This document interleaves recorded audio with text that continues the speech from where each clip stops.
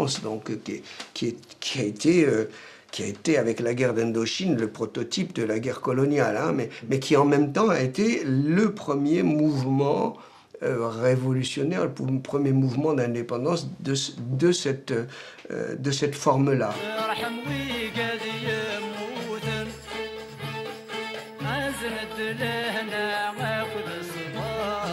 Bon, en fait, chacun était amené à se déterminer par rapport à ça. Hein. Et il se trouve que lui, il a été, malgré lui, il a été embarqué dans un camp qui n'était pas censé être le sien. Et donc, on lui en a beaucoup tenu rigueur. À l'époque, chez nous, il n'y avait pas beaucoup de maquisards. Alors, ça a commencé en 1956, quelques-uns. Alors, c'est un village voisin. Alors, ils nous ont invités à y aller chez eux, d'un village à un autre. Alors, quand nous sommes arrivés, ils ont commencé à nous distribuer des fusils de chasse. Et puis, 4 cartouches chacun. Alors, on avait peur de répondre de quoi que ce soit. Mais alors, quand la distribution est finie, j'avais le courage quand même de parler, leur dire ce que je pense. Alors j'ai dit, mais ces fusils-là, qu'est-ce qu'on va faire avec? Et ils m'ont dit, c'est pour attaquer le camp d'Agouné-Guéguerane, camp militaire d'Agouné-Guéguerane. Alors le camp d'Agouné-Guéguerane, il est à 100 mètres. Alors je leur ai parlé gentiment, et à mon avis, j'ai raison. J'ai dit, on va tirer sur les militaires du village. Il faut comprendre comment ils vont nous répondre aussi. Je dis, ils vont nous répondre avec le 12-7, les mitrailleuses, et nous avec les petits plans. Je dis, et puis surtout, s'ils vont nous envoyer un coup de mortier qui tombe dans le village, j'ai dit, il y aurait des morts, des femmes, des enfants, des vieux. À ce moment-là, c'est nous qui les avons tués parce que c'est nous qui avons commencé à allumer le feu. Je dis, si vous voulez travailler, il faut qu'on aille plus loin. On fait des embuscades plus loin, d'accord, mais pas dans le village. Et alors on m'a pris comme un traître. Alors on est parti encore un mois après, et il y a un gars de mes amis qui m'a rapporté qu'ils m'ont condamné à mort. Alors je me suis sauvé. J'ai dit à mes parents, maintenant moi, il ne me reste rien à faire que l'armée française. Il n'y a que là-bas que je vais me sauver. Mais votre frère, donc lui, par rapport à tout ça, il se positionne comment? Enfin, il a jamais pris de position comme vous avez pris des positions? Non, jamais de la vie. Alors lui, c'est un chanteur. Donc, quand on s'est ralliés, nous avons peur. Il y avait un autre frère à Boujma. Nous avons peur qu'ils vont les tuer en France. On leur avait écrit pour venir nous rejoindre là-bas, en protection. J'ai même reçu une condamnation à mort qui m'a été envoyée par le FLN. Et quand j'ai vu que c'était comme ça, j'ai été chez Slimane pour quelques jours. Quand il a vu, assez souvent, il a entendu des règlements de compte à des chanteurs. Ils leur ont posé des bombes sous la table et après il s'est arrêté. Donc il s'est mis en retraite, il était chez lui. Il s'est retiré de la musique par la peur. Et entre 58 et 62, là, qu'est-ce qu'il fait en Algérie? Et de temps en temps, il chante au village. Pas toujours, mais de temps en temps, il chante. Sinon, il va greffer des oliviers et bêcher un peu les arbres comme on faisait nous-mêmes. C'est tout ce qu'il avait fait.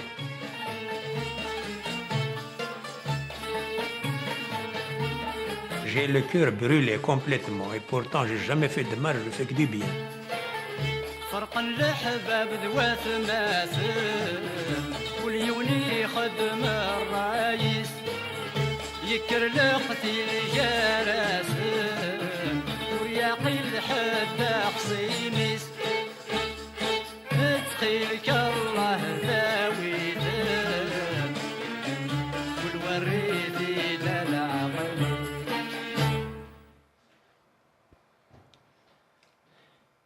Il il était arrivé l'indépendance d'Algérie, alors il a fait cette chanson Midar Douayo.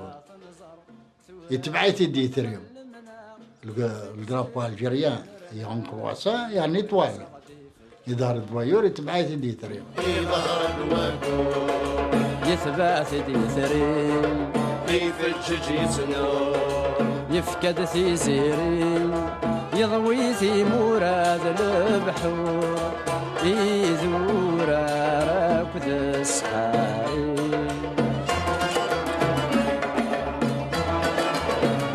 Et de Marseille, quand on est venu, nous, d'Algérie, il nous a rejoints.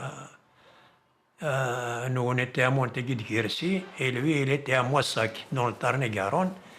Nous avons 30 kilomètres les uns les autres.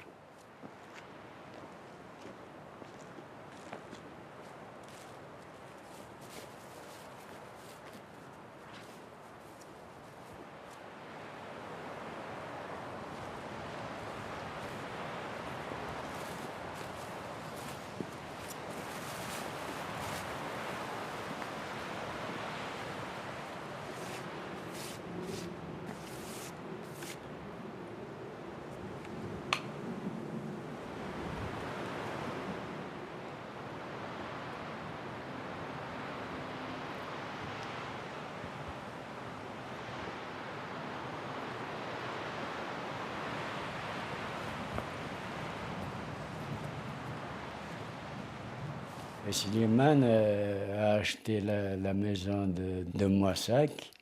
Lui, il a dit, moi je ne peux pas me mettre avec vous parce que mon travail et le vôtre, c'est pas pareil. Moi j'ai acheté cette ferme dans des conditions pour me reposer après la musique. Non, c'est une photo. Hein. Une photo, hein. On est filmé pendant qu'on fait le travail, mais il faut faire naturel. Alors, mais ça, c'est pour quoi faire? C'est pour l'appareil. Alors, Paulie, viens ici. Ah, il aime bien les pauvres brunes. Tu veux que je te filme? Hein?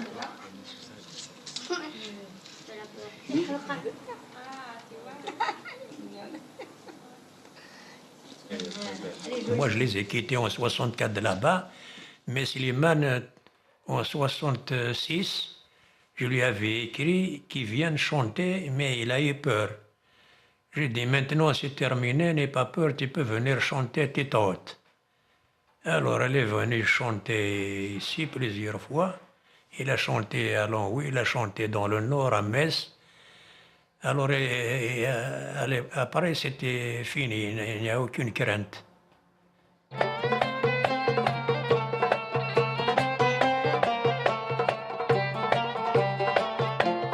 حكونا دفتيكني اني فزل تاسوسني للفهم دي صبارا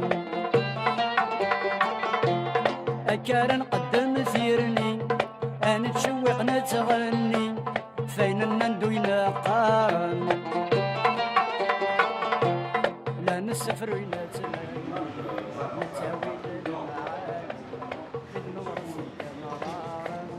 لا نسفر ولا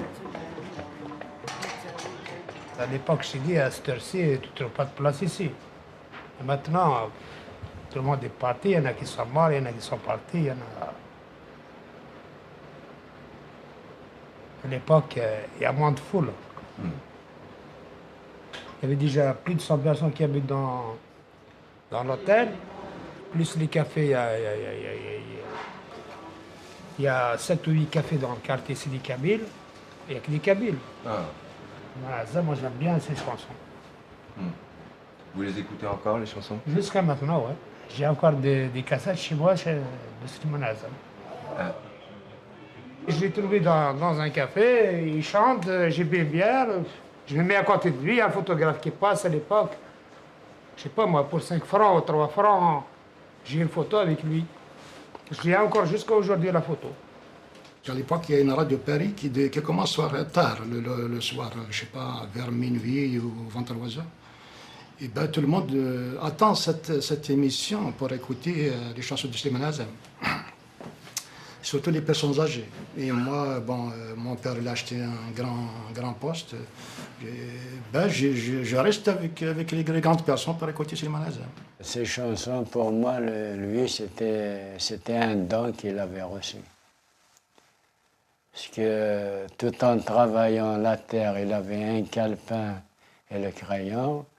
Tout en travaillant la terre ou quand il fait de la greffe, et sitôt que la chanson lui tombe dans la tête, il s'arrête et il écrit. Et c'est lui qui écrit sa musique lui-même, qui compose et tout.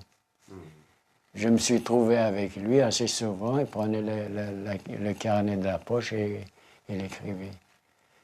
Et après, il continuait toujours son travail. Tout en travaillant, les chansons lui tombent dans la tête. Une fois qu'il a fini l'enregistrement à Paris, il revient à Moissac, il se repose, et après, il compose des chansons. Le moment d'enregistrer, il repart à Paris et revient à Moissac. Il faisait des navettes comme ça. Un jour, dans une rencontre avec un ami flamenquiste, un très bon guitariste de flamenco qui s'appelle Bernardo Sandoval, dans cet échange-là, lui nous proposait sa culture espagnole, et nous, ce qui est sorti, c'est Slimane. Il y avait la chanson Dites-moi mes amis, qu'est-ce que je vais faire à Paris? Bon, nous, en plus, en tant que Toulousains, ça tombait bien. Carrément, ça devenait... cette chanson-là, on l'a faite sur un album de 100% Collect, c'est la première qu'on a faite ensemble. Quand on allait jouer n'importe où en France, on chantait cette chanson, on avait l'impression que c'était valable pour tous les provinciaux exilés à Paris. C'est pour dire l'universalité du propos quand même.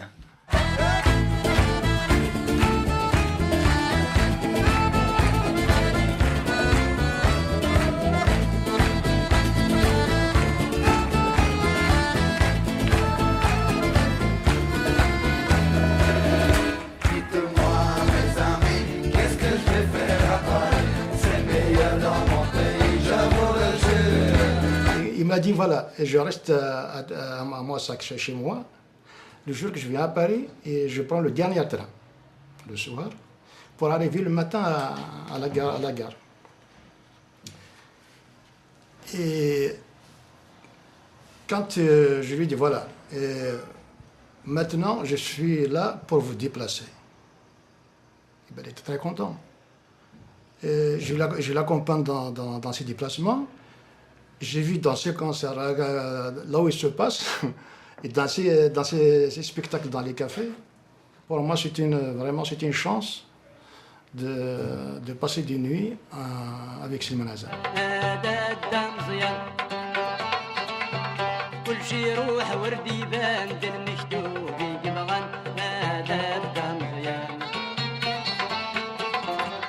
Damzen, il est ancien, de Slimane Azem aussi. Quand il a touché, Damzen a touché Slimane Azem, quand il lui a posé la question combien de temps tu n'es pas retourné en Algérie. J'ai vu Slimane qui est avec ses larmes aux yeux. Et il a tenu comme ça Slimane, Damzen à les épaules. Et il a fait un grand souffle. Il dit ce sont qui fait Damzen, lui c'est qui fait Nadan. Je t'en prie, Damzen, ne me demande pas de mon passé ni de ma vie. أكي قراد فنانا ارمي صحاحة يندهنا سليم يقرس يوم الجريان هذا الدم زيان زيك شفي غقرنانا كن ويذا ثمثننا ما كن ندي دهم الالمان هذا الدم زيان وين يتسونا في الفكرة غني نفكا إذا من النار ذي القرات اللي عدى هذا الدم زيان. Quand j'ai mis ma femme à l'époque pour trouver un appartement en habitation, je deux, parce qu'il y a les rapatriés d'Algérie. À l'époque, les Français, par peur ou par machin, ou par racisme certains, on ne les logeait pas. Ouais. On ne logeait pas l'Algérien. Qu'est-ce qui quoi, Moi-même, ça m'est arrivé. J'étais dans un café où les Algériens Jaurès. J'ai demandé un café Le barman, il ne veut pas me servir parce que je suis algérien. Et bien des gens comme Slimane Azem leur ont donné peut-être une des seules fiertés communautaires.